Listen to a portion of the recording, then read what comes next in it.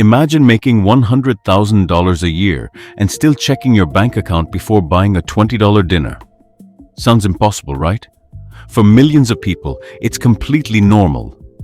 Daniel thought everything would change when his salary reached six figures. He finally believed he had escaped the money problems of his 20s. But instead of becoming wealthy, Daniel slowly upgraded his lifestyle. And he barely noticed it happening. First came the new car. His old car worked perfectly, but now a bigger payment felt like something he had earned. Then came the bigger house. More space, a nicer neighborhood, and a mortgage that quietly consumed a huge part of his paycheck. None of these purchases looked dangerous individually. That was the problem. Every decision seemed reasonable on its own. Every 2 weeks, Daniel got paid, and every 2 weeks, the money seemed to disappear. Mortgage, car payment, insurance, subscriptions, restaurants, shopping. Before Daniel even touched his money, most of it already had somewhere to go. When the paycheck wasn't enough, the credit card filled the gap. Daniel told himself he'd pay it off next month. But next month brought another bill, and then another. Soon, Daniel wasn't using his income to build wealth. He was using tomorrow's income to pay for yesterday's decisions. Then one Friday morning, something happened that changed the way Daniel looked at money. He calculated his total savings. After years of earning a great salary, he had almost nothing set aside for emergencies. Daniel finally understood something important. His problem wasn't that he didn't make enough money. His problem was that his lifestyle had grown as fast as his income. This is called lifestyle inflation. You earn more, so you spend more.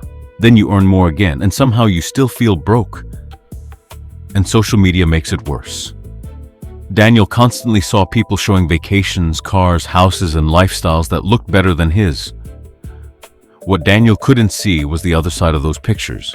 He couldn't see the loans, credit cards, stress, and financial pressure behind them. So Daniel made his first major change. He decided that every paycheck would have a purpose before he spent a single dollar. He started paying himself first. A fixed amount automatically moved into savings and investments the moment his paycheck arrived. Next, he stopped obsessing over tiny expenses and focused on the big three: housing, transportation, and lifestyle. The hardest decision was his car. Daniel realized he didn't need the expensive SUV to prove that he was successful. He chose financial freedom over status.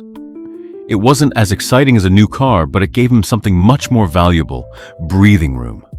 Then he built an emergency fund. For the first time, an unexpected bill didn't feel like a disaster. Once his foundation was stable, Daniel began investing consistently instead of waiting for the perfect opportunity. He didn't suddenly become rich. He simply stopped leaking money and started putting a portion of his income to work. A year later, Daniel's life didn't look dramatically different from the outside.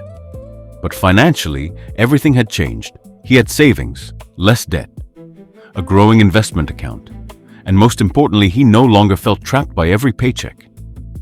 The lesson isn't that everyone needs to become a millionaire.